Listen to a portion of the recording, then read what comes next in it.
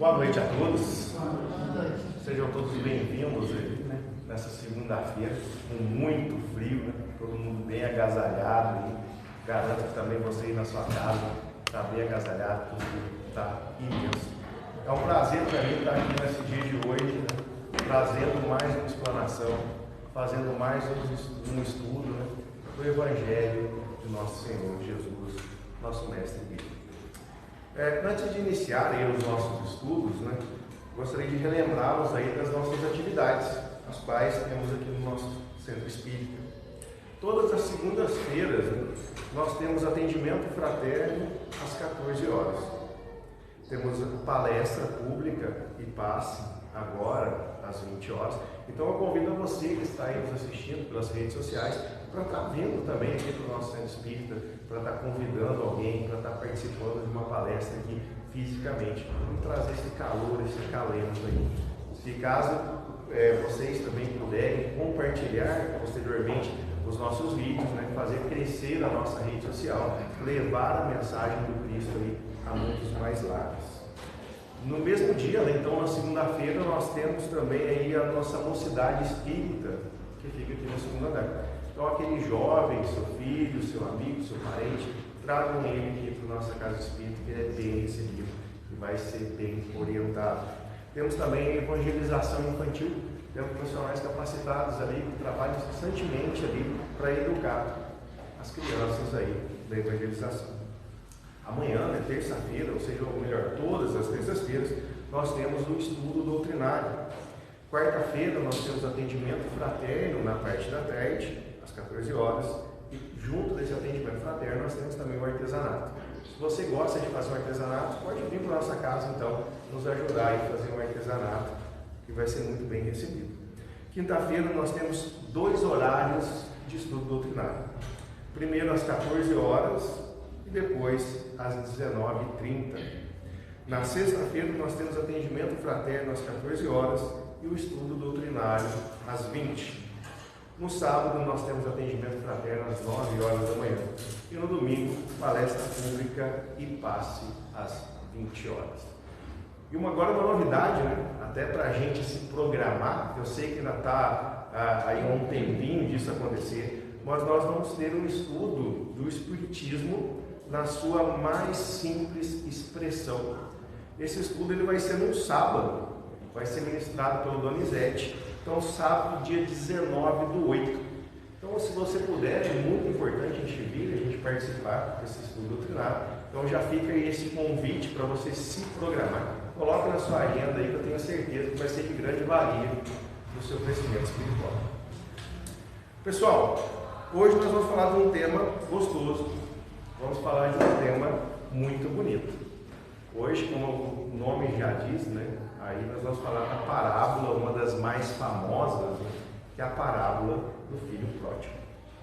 Porém, parábola, o que vem a ser uma parábola? Né? Vamos entender então esse contexto dessa parábola, vamos entender depois esse grande ensinamento, né, dessa parábola, que é para mim um dos maiores ensinamentos. Existem até músicas dessa parábola e todo mundo segue essa parábola e a gente vai fazer uma interpretação hoje bem a fundo do que é essa parábola. Então as parábolas, na sua acepção geral, parábola é uma narrativa, né, que tem por fim transmitir alguma verdade.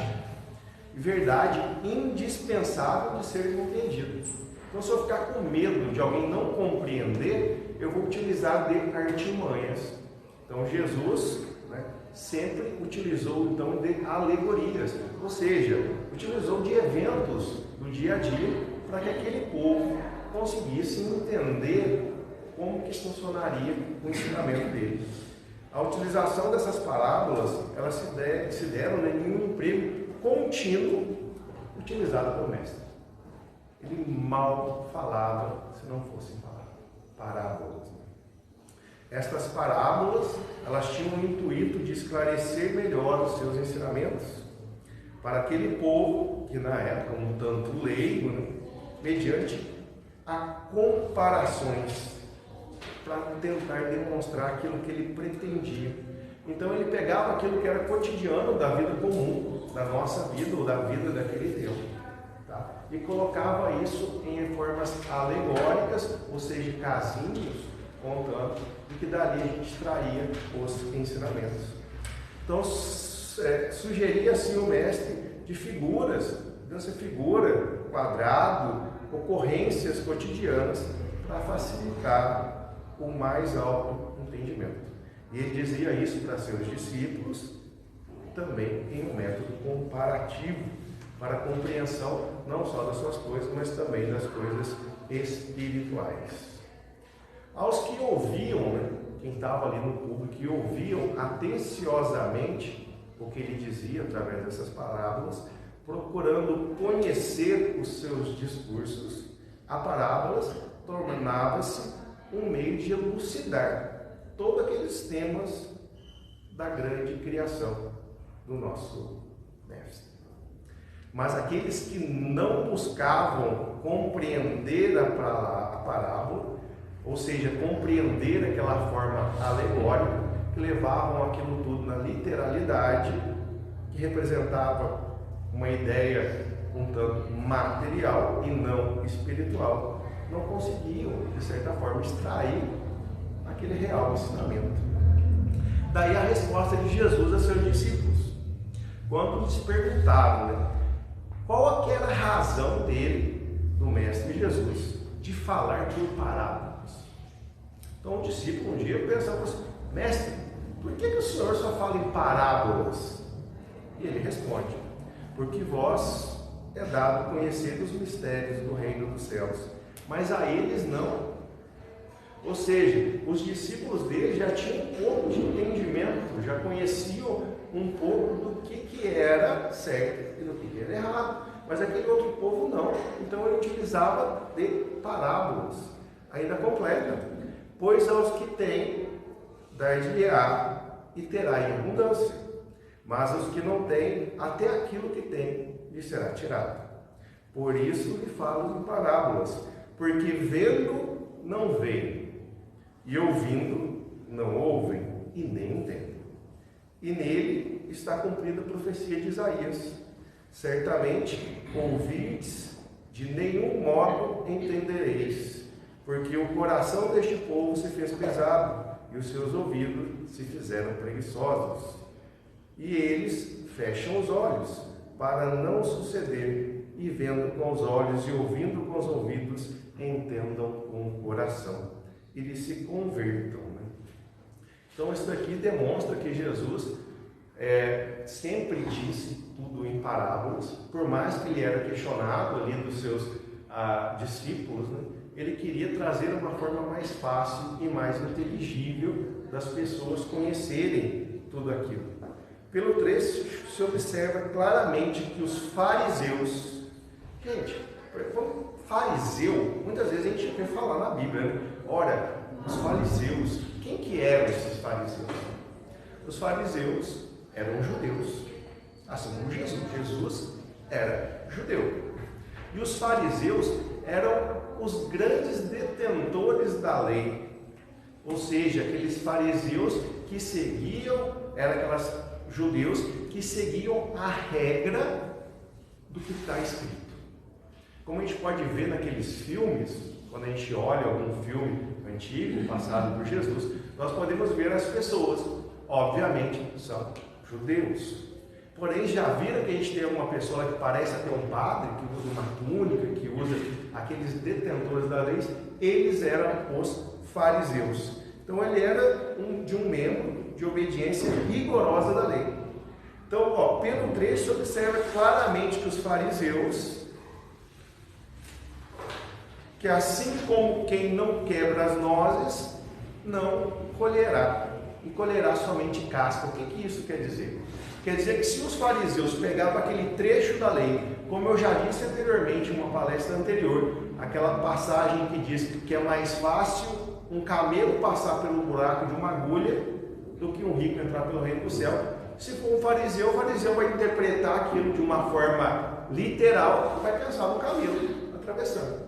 E nós não podemos fazer isso.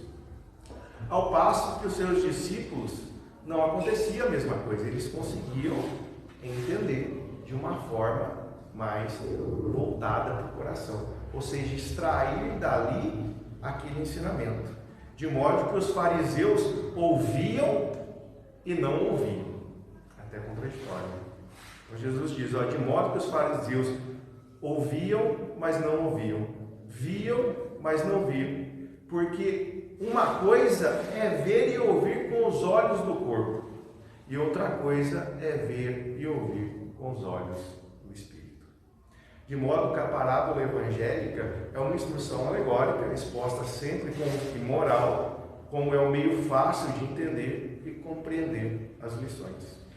É pelo menos a opinião do nosso evangelista Mateus, quando diz: todas estas coisas falou Jesus ao povo em parábolas, e nada lhes falava sem parábolas, para que se cumprisse o que foi dito pelo profeta Isaías: abrirei em parábolas minha boca, publicarei as coisas escondidas desta criação.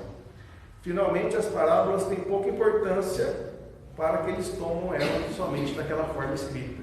Então, se há necessidade da gente interpretar a parábola, e é o que a gente vai fazer hoje, fazendo uma interpretação mais a fundo do que é essa parábola aí do filho pródigo, que eu trouxe hoje. Porque senão, o que a gente extrai dessa parábola? Como, por exemplo, se a gente pegar aquela parábola do tesouro escondido, o que de ensinamento a gente tira se a gente não interpretar? A gente vai ter um meio de enriquecer? Não, é a parábola do tesouro escondido. Então eu vou ter o quê? Um meio para eu enriquecer? A parábola do administrador infiel. O que eu vou ter? Uma lição de infidelidade? Por isso a gente tem que não olhar somente para o que está escrito, e sim para o sentido figurado e todo o contexto, extrair a melhor concepção, ou seja, aquilo que o mestre realmente queria nos passar naquele momento. Então, para a gente iniciar os nossos estudos, vamos fechar nossos olhos, fazer uma prece para a gente começar aí a explanar realmente aí sobre a parábola de hoje. Tinha até separado aqui uma oração, bem que ela se perdeu aqui. Aqui, Senhor Deus, nós vamos iniciar os nossos estudos evangélicos e filosóficos e pedimos a sua assistência para que com vossos mensageiros, a fim de que nos esclareçam a nossa inteligência e nos deem um discernimento necessário, bem como compreendendo o que vamos estudar. Sobretudo, rogamos que o nosso guia espiritual esteja conosco sempre e sempre nessa reunião. Que assim seja. Pessoal, então hoje nesse dia eu trouxe para a gente debater, para a gente esclarecer sobre a parábola do filho pródigo. Antes de nos adentrarmos nesse tema, como é de praxe, fizemos aí a nossa oração. E agora nós vamos ler esta parábola para a gente entender e conseguir ter todo o discernimento de como que a gente vai proceder. Então, a parábola do filho pródigo. Um homem tinha 2 filhos e disse o mais moço ao seu pai: meu pai, dai-me a parte dos bens que me toca. E ele repartiu os seus haveres entre ambos. Poucos dias depois, o filho mais moço, ajuntando tudo que era seu, partiu para um país longínquo e lá dissipou todos os seus bens, vivendo dissolutamente, ou seja, a Deus dará. Depois de ter consumido tudo, sobreveio naquele país uma grande fome e ele começou a passar necessidades. Então, foi encontrar-se com um dos cidadãos daquele país e este o mandou para os campos para cuidar de porcos. Ali, ele desejava se afartar-se com as alfarrobas que os porcos comiam, mas ninguém lhes dava, nem mesmo as alfarrobas.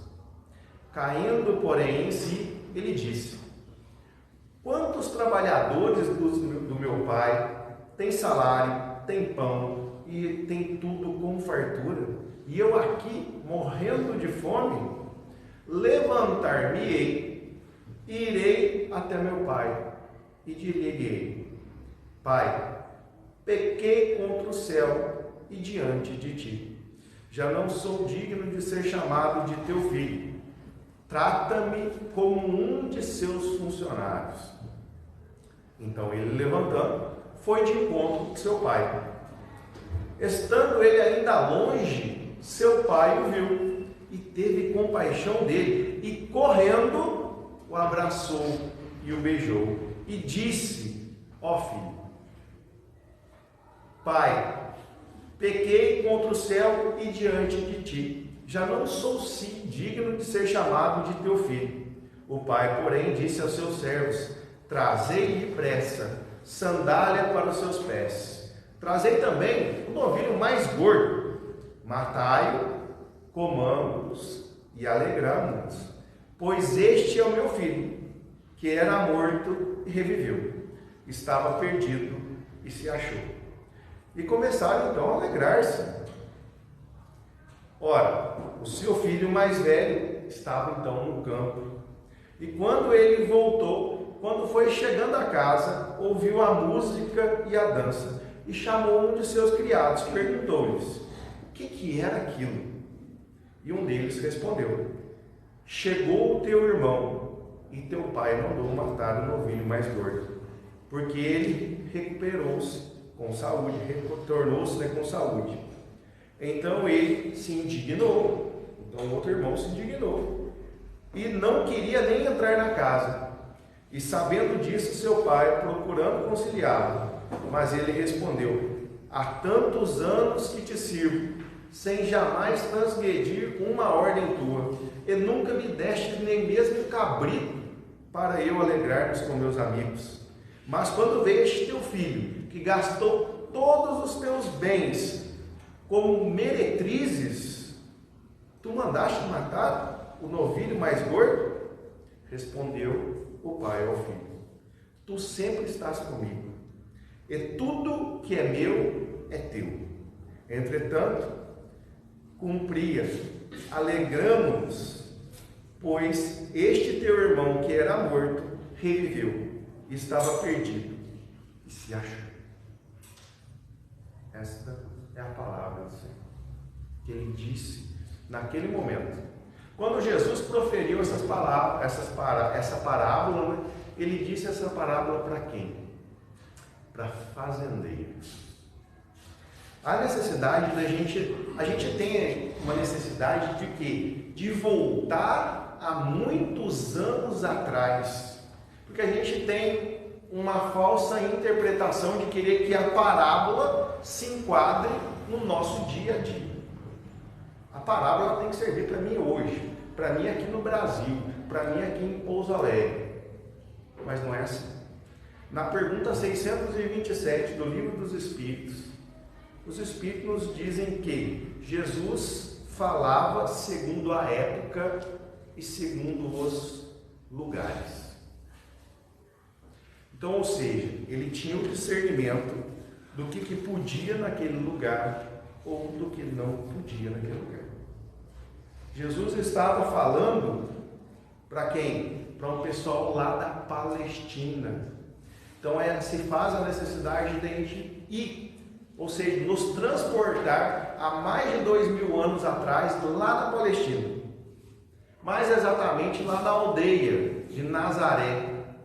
Uma aldeia pequena, uma cidade pequena. Estudiosos dizem que nessa aldeia tinha somente em torno de 100 casas. Então a gente pode ver uma vila, algo pequeno, para a gente conseguir entender. Porque se a gente quiser trazer isso para o nosso dia a dia, isso para o nosso Brasil, isso para a nossa cidade, muitas vezes a gente pode disseminar essa parábola. Porque olha só para vocês verem, se a gente parar para pensar, a cultura muda dentro do nosso próprio país. Se a gente parar para pensar, já pensou hoje, aqui, estou dizendo aqui, nós, civilizados, pouso-alegrenses, mineiros, brasileiros, uma mãe dar à luz a um filho com problema, ou seja, um filho que tem a síndrome de Down, um filho que tem uma paralisia, e a mãe matar essa criança, a população se revolta. Na verdade, a população se revolta. Só que isso acontece no nosso país. E muita gente não sabe, mas pode. Dentro do direito, não estou dizendo que pode assim, estou falando da nossa cultura, nós civilizados, isso é um horror. Porque se Jesus viesse falar isso para a gente, para nós, todo mundo sairia daqui espantado. Mas no próprio direito, existe o que a gente chama de excludente de imputabilidade. Nossa, eu vim falar de direito agora, o que é isso? Excludente de imputabilidade. Existem alguns casos que a gente não pode imputar àquela pessoa um crime. E um desses casos são os índios. Então o índio, estou dizendo aquele índio que a gente tem assim, que já tem celular, o índio que já tem, que trabalha com dinheiro. Eu estou dizendo, por exemplo, se a gente fizer uma pesquisa rápida ali na internet, você vai achar uma tribo Yanomami lá no fundo de Roraima. E lá, se a criança nasce deficiente, é da cultura deles matar a criança.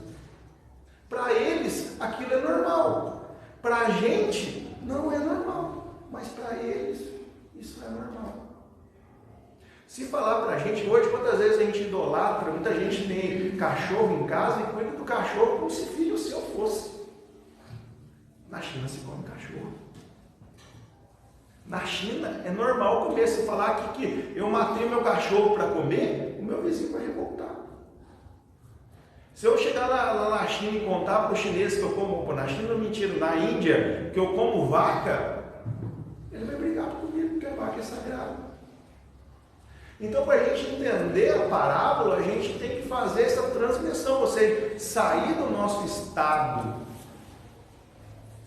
fático, ou seja, de querer trazer a parábola para a gente, e ir lá então lá para a Palestina, há 2000 anos atrás, e imaginar Jesus falando para aquele povo essa parábola. E daqui a gente vai extrair vários ensinamentos, como de agora. Jesus, demonstrando essa parábola, o primeiro ponto que ele quer dizer é o quê? Ele quer dizer que o filho chega para o pai e pede a parte que lhe cabe da herança. Só que o pai está vivo. A herança para aquele povo só é dada quando aquele pai morre. Então o fato do filho chegar até o pai e pedir a parte dele que cabe da herança é um absurdo. É a mesma coisa dele virar para o pai dele, dar um tapa na cara e falar: para mim você morreu, dá a parte minha aí, ó, eu quero meu dinheiro. Daí a gente já vê também o pai. O pai, que nessa parábola simboliza como Deus, né? O pai aceita. O pai aceita em dar ao filho a parte que lhe cabe da herança. Mas se nota aí também que a gente tem o quê? Para ele chegar de um ponto, o filho chegar de um ponto de pedir para o pai a parte da herança, havia assim então ali o quê? Um conflito. O pai não gostava do filho, o filho não gostava do pai, os dois estavam em conflitos ali. E ele queria, como se, ó, pai, se para mim você morreu, me dá a parte que cabe da herança minha aí, e eu vou viver a minha vida, que assim seja. E na Palestina, quando se há um conflito, lá se chama-se um intermediador. Ou seja, uma pessoa que está ali no meio, que vai decidir aquela demanda. E nesse caso aqui, do pai com o filho, quem que seria provável intermediador? O outro irmão. O outro irmão, ele seria intermediador. Olha, mas para que você vai querer a parte? Porque aquela cultura do povo ocidente é uma cultura totalmente diferente da nossa. Lá os filhos, homens, se casam e ainda moram junto dos pais. Só acaba o vínculo paterno quando o pai morre. O pai morre, mas mesmo assim os irmãos ainda estão ali, vivendo juntos. Esse tempo atrás tinha aqui um pessoal de Bangladesh que estava aqui em Pouso Alegre, fazia até uma loja do Brás, e eles sempre me disseram isso, lá todo mundo mora junto. Parece uma casa, mas o pai juntando com um chadinho, que todo mundo mora junto. Mas o irmão, que deveria então, apaziguar aquela situação, falou, mas por que você quer a sua parte? Não, o que ele pensou? Ele pega a parte dele e eu pego a minha. Então, ou seja, eu vou acabar sendo beneficiário disso também, já que o pai vai partir, o pai vai dar a parte dele e eu pego a minha. O irmão ficou quieto. Só que daí nós temos, eu acabei de dizer para vocês também, que Nazaré era uma vila pequena. Nazaré era uma vila onde tinha ali 100 casas, segundo estudiosos. 100 casas, se a gente for colocar aí uma casa aí com 4 pessoas, tinha 400, com 6 pessoas, 600 pessoas numa cidade. E obviamente, quem já morou ou quem mora em uma cidade pequena, sabe que todo mundo sabe a vida de todo mundo. Não é assim que acontece? E imagina a reação daquele povo judeu, de muitos fariseus dessa época, ou seja, que teria aquilo ali regrado na lei, de saber que um filho pediu a sua parte da herança para um pai vivo. Não é à toa que aqui ainda diz na parábola que ele em pouco tempo vende tudo. Por quê? Porque para aquele pessoal, gente, ali Iraque, Irã, a venda de uma terra é demorada. Diferente da nossa. Porque lá a gente tem uma figura patriarca. Lá, o pai dá permissão para o filho. Se o filho quer vender uma casa, quer vender uma terra, o filho vai até o pai e fala, pai, estou vendendo uma terra. Ele pede conselho. Mas aqui não. Aqui nós já não temos isso. Mas o que acontece? O filho pegou e vendeu rapidamente todos os seus bens, e com medo da retaliação das pessoas, foi-se embora. Porque ele poderia ter vendido, pegado a parte dele também e ficado ali. Mas não, o que ele ficou com medo? Da retaliação. Porque naquela época havia muito. Os fariseus mesmo disseram, Madalena, apedrejem ela. Jesus entrou na frente, quem não tem pecado, atire a primeira pedra. Porque aquele povo era assim. Aquele povo tinha essa cultura. Se você fez algo de errado, você poderia ser apedrejado, você poderia ser deserdado. Mas não. Ele, com medo da retaliação daquele povo, pega os seus bens, vende rapidamente e vai para um outro lugar, para um país longe. E lá ele gasta todos os seus dinheiros. Ou seja, toda a sua parte, obviamente também não devia ser algo muito grande, gastou tudo. E advindo então aí um momento difícil na sociedade, nós sabemos bem, muitas vezes também nós passamos. Tem vezes que você vai aqui, o tomate é R$1, tem vezes que o tomate está mais caro que a carne. Tem vezes que o pessoal lá na região do Nordeste lá dá de comer para a vaca, tem vezes que não tem nem o que dar de comer para a vaca. Então adivinha ali uma fome muito grande, uma necessidade muito grande.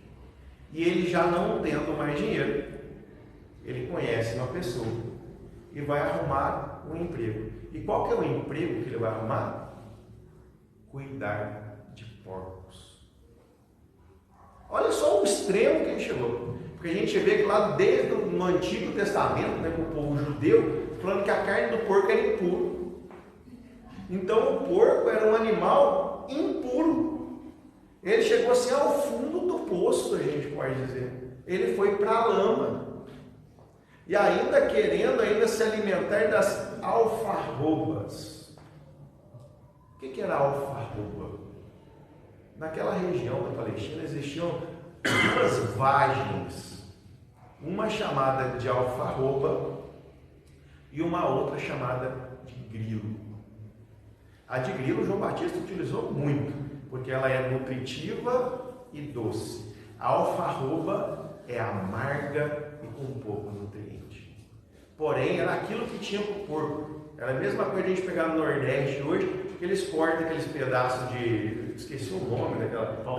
palma, obrigado. Daquela palma e dá. E ele querendo se alimentar daquilo ali ainda, e nem aquilo ele conseguiu. É igualzinho muitas vezes a gente pega e cai lá no fundo do poço, né? A gente fala assim, meu Deus. E mostra que ainda que ele ainda se compadeceu, né? Ele parou um dia e notou: olha o ponto que eu cheguei. Até mesmo os funcionários lá da fazenda do meu pai têm o que comer, têm o que vestir. E eu olho no fundo do poço que eu cheguei, que eu não tenho nada. Aí ele se ergueu de paixão, com paixão, e decidiu voltar para a casa do pai e dizer: Pai, pequei contra o céu e contra ti. Não sou digno de ser chamado filho seu. E olha o intuito dele. Já diz na parábola que ele tinha o intuito de voltar e falou assim: aceita-me como um empregado seu. Ele viu que ele chegou no final do poço e voltou e falou assim: não, eu vou pedir perdão para o meu pai. Eu vou pedir para o meu pai aceitar eu como funcionário dele. No outro dia ele levantou então e foi. Quando ele chegando, né, ele nem tinha chego ainda estava distante. Seu pai o avistou de longe. O que seu pai fez? Correu em direção ao seu filho.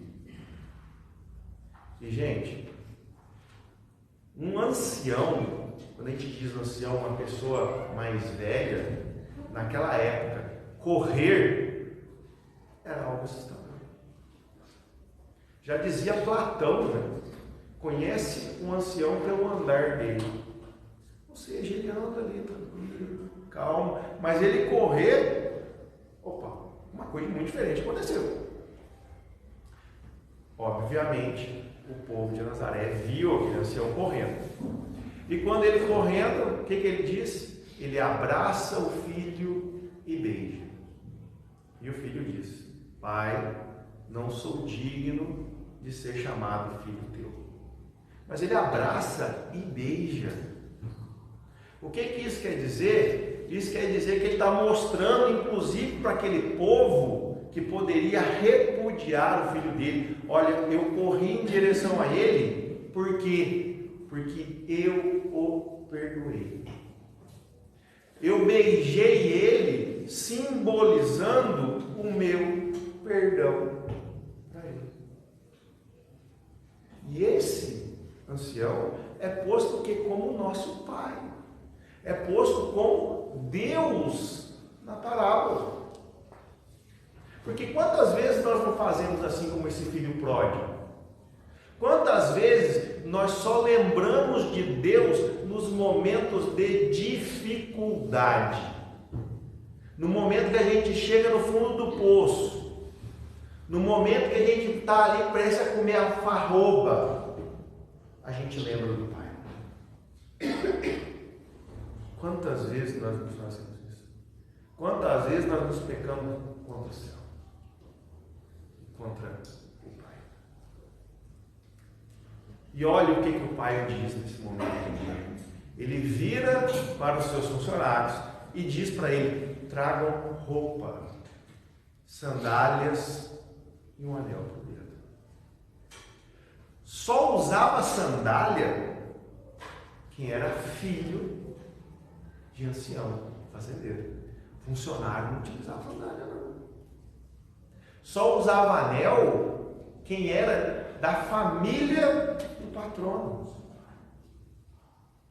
E roupa para ele se aquecer. Ou seja, o pai naquele momento não recebe ele como ele pediu, como um mero funcionário. O pai recebe ele como o quê? Como filho. Por quê? Da sandália, da anel, ou seja, simbolizando você voltar, como se fosse uma aliança, né? Você voltou para a nossa família. Você é chamado de filho meu. Você não vai ficar nessa situação. O pai perdoa. O O Pai é assim. É aí que muitas vezes nós vemos tudo aquilo que a gente já estudou nos livros aí de Allan Kardec, como o céu e o inferno. Não existem penas eternas, porque o Pai perdoa. Seja qual a pena que você tenha feito, qual a maldade que você já tenha feito, se você se compadecer, o Pai perdoa. Basta você ter isso dentro de si. Por isso que Jesus, muitas vezes, em todos os seus ensinamentos, todas as vezes, inclusive as que ele curava, ele dizia: vá e não peque mais. Então, se você realmente se compadeceu, vá e não peque mais. E mandou ainda, inclusive, matar o gado mais gordo para fazer uma festa. E olha só para você ver, pensando assim que na parábola, fala que é um pai e 2 filhos. Já pensou você matar um boi? Não. Ele poderia ter mandado matar um cabrito, uma ovelha, mas ele mandou matar um boi. Obviamente esse boi era para quê? Para fazer uma festa gigantesca, para a cidade inteira ir até lá comer, para a cidade inteira ver que aquele filho foi recebido de novo, que ele foi perdoado. E o outro filho, aquele filho obediente, volta para casa. E ele voltando para casa, ele ouve o som das músicas. Ele ouve pessoas cantando, dançando. E pergunta: o que está acontecendo? Então o empregado diz: seu irmão voltou. Aí o que aconteceu com ele? A ira, a raiva, a inveja, que é o que nós devemos eliminar. Essa parábola, inclusive, ela não poderia só chamar a parábola do filho pródigo, porque muitas vezes a gente vai pensar só naquele filho pródigo, mas a gente tem um ensinamento gigantesco também daquele filho que é bondoso. Poderia chamar a parábola dos 2 filhos, porque um saiu para o mundo, dissipou, viu que errou, chegou no fundo do poço e voltou pedindo perdão para o pai. Já o outro que estava ali o tempo todo, ficou com inveja, ficou com ciúme do irmão e não queria nem entrar, não queria nem abraçar aquele irmão mais. O pai teve que sair da festa, teve que ir até lá e conversar com o filho. E ele joga na cara do pai: para o pai, eu fiquei aqui o tempo todo com o senhor nunca me deu uma ovelha para me alegrar com meus amigos. Para o meu irmão que saiu por aí, perdeu tudo, gastou todo o dinheiro, você vem aqui e mata um boi? Gente, aonde que ele estava com a cabeça de fazer isso também? A fazenda inteira que estava lá agora era dele. Já pararam para pensar nisso? Que a fazenda inteira, que nem se o pai dividiu tudo, gastou tudo, a fazenda inteira que estava lá era dele. O que o pai mostra nesse ponto? Através dessa parábola, que nós não devemos ser avarentos, nós devemos alegrar-nos pelas conquistas dos outros. Muitas vezes um irmão nosso consegue um emprego bom, e quanta gente não fica com inveja daquele emprego? Quantas vezes nós vemos alguém passar no concurso e dizer: mas eu estudo tanto e não consigo passar no concurso. Por que você não vai alegrar com a felicidade do seu irmão? Muitas vezes nós somos desse tipo, nós somos avarentos. Muitas vezes nós pecamos, mesmo obedecendo às regras, ou seja, achando que estamos obedecendo às regras, mas na realidade não estamos. A gente acha que está fazendo certo, mas na verdade não estamos. Se o pai, que foi o maior ofendido de tudo, perdoou, por que ele não vai perdoar? Por que ele não vai lá então dar um abraço no irmão? Sabe, ele poderia até chegar, até continuar sendo um pouquinho ignorante, né? Chegar lá, abraçar: que bom que você voltou, mas tudo é meu, né? Mas nem isso ele queria fazer. Por quê? Gente, errar, todo mundo erra. Se você errou hoje, pode ter certeza que não vai ser a última vez. Você vai errar de novo. Em algum momento da vida você vai errar de novo. Só que a gente tem que ter, como o filho pródigo, saber a resignação. E a gente não pode, muitas vezes, achar que o próximo não erra. E a gente tem que saber perdoar quando o próximo erra. Esse é o grande ensinamento de Jesus. A gente, muitas vezes, que nem na minha última palestra, a gente falando de vida conjugal, não adianta eu querer uma esposa perfeita, ela não vai ser perfeita em tudo que eu quero. Então, naquilo que ela não for perfeita, eu tenho que procurar ajudar. Eu tenho que ajudar a pessoa, não criticar a pessoa. E é isso que essa parábola nos mostra. Olha quanto conhecimento que a gente vê numa parábola tão pequena. A gente vê a população, a gente vê o pai, a gente vê um irmão que é pródigo e a gente vê um irmão que é avarento. Isso tudo voltado naquela época. Então, gente, que nós possamos, interpretar essa palestra de uma forma positiva. Possamos aí levar isso para a nossa vida. Possamos aí saber que nem o que o nosso Pai nos perdoa, independentemente daquilo que eu já fiz. Se eu já matei, se eu já roubei, se eu já usei droga, o que eu já fiz, resigne-se. O Pai vai te receber com anel, sandália, se você voltar com o coração. E se o seu irmão errou, ajude ele a levantar. Não ajude ele com críticas, porque crítica não leva ninguém a nada. E que nós possamos, um dia na nossa vida, ser igual a esse pai. Um pai que perdoa, que recebe e que ama a todos do fundo do coração. Gente, muito obrigado pelo dia de hoje, por essa explanação. Espero que tenha conseguido, passar um pouquinho desse conhecimento. Nesse momento, eu gostaria de pedir a todos que fechemos nossos olhos.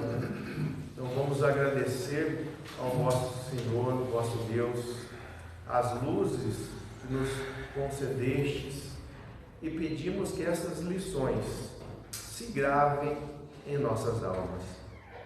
Também pedimos que elas sejam proveitosas a todos os espíritos que compareceram nesta reunião. Confia sempre, não percas a tua fé entre as sombras do mundo, ainda que teus pés estejam sangrando. Segue para a frente, erguendo a coroa celeste acima de ti mesmo. Crê e trabalha, esforça-te no bem e espera com paciência. Tudo passa. Tudo se renova na terra. Tudo se passa, tudo se renova na terra, mas o que vem do céu permanecerá. De todos os infelizes, os mais desditosos são os que perderam a confiança em Deus e em si mesmo, pois o maior infortúnio é sofrer a privação da fé e prosseguir vivendo. Eleva, pois, o teu olhar e caminha, luta e serve, aprende e adianta-te. Brilha a alvorada além da noite. Hoje é possível que a tempestade te amarfanhe o coração e te atormente o ideal, aguilhoando-te com a aflição ou ameaçando-te com a morte. Não te esqueças, porém, de que amanhã é um novo dia. Luz e paz a todos.